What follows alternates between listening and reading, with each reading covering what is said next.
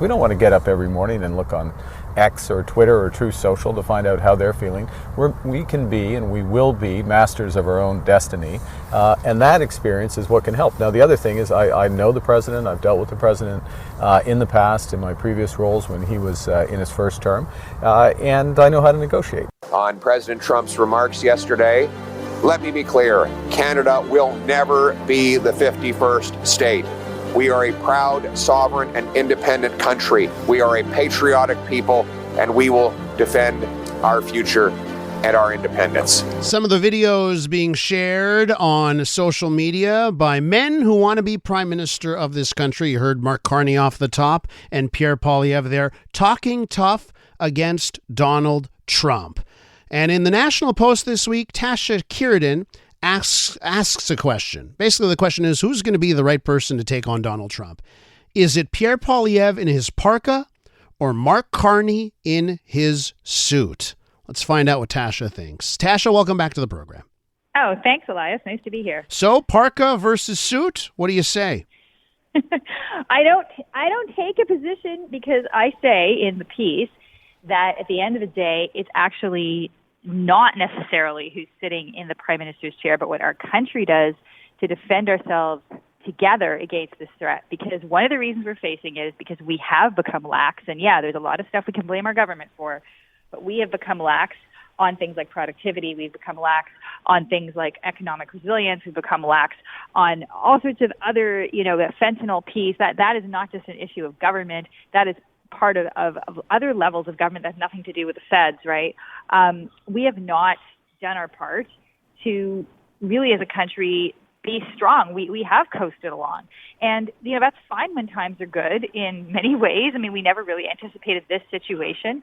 But it's a really cold, nasty wake-up call to what happens when, the guy you thought was your BFF suddenly bops you upside the head. And so, both Pierre Poilievre and Mark Carney bring different things to the table. But at the end of the day, like I said, I think it's really all of us that have to be in on this game. Can I just say something, though? I have to put, Tasha, I love you, right? I love you. Happy Valentine's Day. I love you, okay? Oh, thank you so much. You're the first person to wish me that this morning, so thank you. All right, well, first of many, That's my life is. First of many, I hope, okay? But Tasha, I'm going to push back because, you know what? I didn't spend the last 10 years denigrating Canadian history and not wanting to talk about it. I didn't spend the last year saying we're a post-national state. No, it was Justin Trudeau. It was the federal government. He's not running. Elias, have you noticed he's not? I know, but that's where the blame should go. Yeah, but how does that have any bearing on the two individuals we're talking about? Because I think one of the things we have to realize is the relationship that Trump will have with whoever gets in that chair will matter. It will matter. And they are very different types of people, for sure. I'm not sure, who is more Trump's type, to be honest with you, because Mark Carney would deal with him as, like he said, a business guy. He has experience. He has an international reputation that precedes him. He's comfortable with world leaders like Trump. He's met him before. This is not his first rodeo. Pierre Poilievre is ideologically, I think, obviously closer to what Trump is. He's not. He would never make Canada 51st state, but he said, on the issues of wokeness and that sort of stuff, he's definitely on the same page. Economically, he's going to talk a very tough line for Canada. Trump respects toughness, so there's that. But we also know that Trump has said of him, well, maybe he'll win, maybe he won't. I don't care. Like, he's literally said that. I don't care. Yeah. So that's what the I don't care piece leads me to think that really, at the end of the day, it's we've got to be strong and stand up for Canada. Whoever wins has to do that.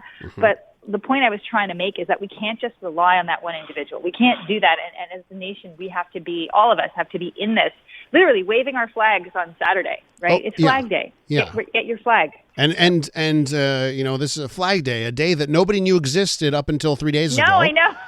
Right? I mean, I I quizzed people here. It was earlier in the week. I quizzed people. Nobody knew what February 15th was, but now we all know it's Flag Day. But then, let's broaden it out, right? Because I think you're right. It's not going to just be on the one person. But here's the issue I have. In the last 10 years, we've had a government that doesn't want pipelines, Now they want oil and gas and pipelines, which is going to be necessary. They're going to do the 180 on that. So I'm just trying to think of who's got more credibility on some of these issues.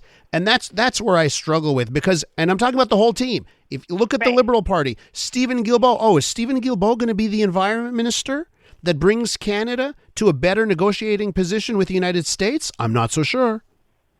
No, there's a lot. I don't want Stephen Guilbeault to be environment minister either. And I would hope that if the Liberals were to win, he wouldn't be.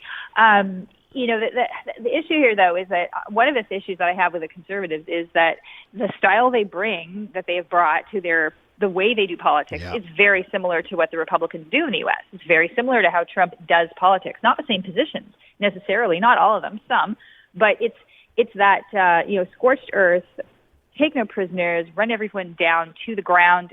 Even if people are technically your friends, like within your own party or within your own circles, it doesn't matter. If they're in the way, you bulldoze them. And they've done that to people. They've done that to potential candidates, people who want to run for nominations within their own party. And so that it's the management style that I think is off-putting to people who know of it, and I think to many Canadians. And so that's a problem they have to deal with, because that is the alignment people see and say, well, you're just like Trump. He's not just like Trump, but his style is like that, is Trumpian. Yes, you can't deny that.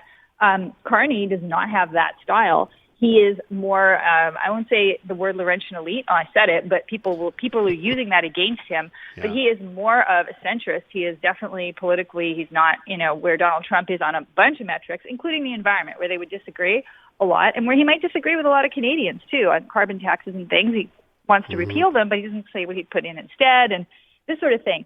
But he does have a polish and a stature internationally that Pierre Poilievre does not have. He's more tested in those waters, and to get along with people and to be able to, sit at the table and be respected. Tasha, I got to ask you, right? Because you did, you were co-chair, I think, of Jean Charest's campaign. You were part of Jean Charest's campaign to lead the Conservatives. Obviously, we know how that worked out. So when you talked about before the bulldozing and how people are treated, right? And do you speak from experience on that end? I see from people I know within the Conservative Party circles, I will not name, who've had these experiences. My personal involvement isn't really the issue. I have not been involved since leadership, and so I haven't sought to be involved, and I've not been sought out to be involved either. I've gone back to journalism and writing, and that's what I do. Mm-hmm. But I know of other people within the party who wanted to be engaged and were treated in certain ways that I would say were not. Not the way that doing politics has traditionally been done, I would say, within the Conservative Party or within parties in Canada. It's a different style. And the tough style, as we can see with Donald Trump, it worked to get him elected, no question. But I think what the backlash will come is if people see how things roll out with him and they ascribe that to the Conservatives have to be careful. They have to mitigate that style, because otherwise they will be tarred with that brush. There's just no question. Mm-hmm. Tasha, listen, we're going to leave it there. I'll encourage everyone to go read your words in the National Post. I love the title, by the way. Who is the magic wizard who will save us from Voldemort Trump? All the Carney's thing was he's Voldemort, right? Yeah. So he can talk tough too, I guess. There you go. So for all the Harry Potter fans, do go check it out in the National Post, and check out Tasha's Substack as well. Be well, Tasha. Thank you. That's Tasha Kheiriddin.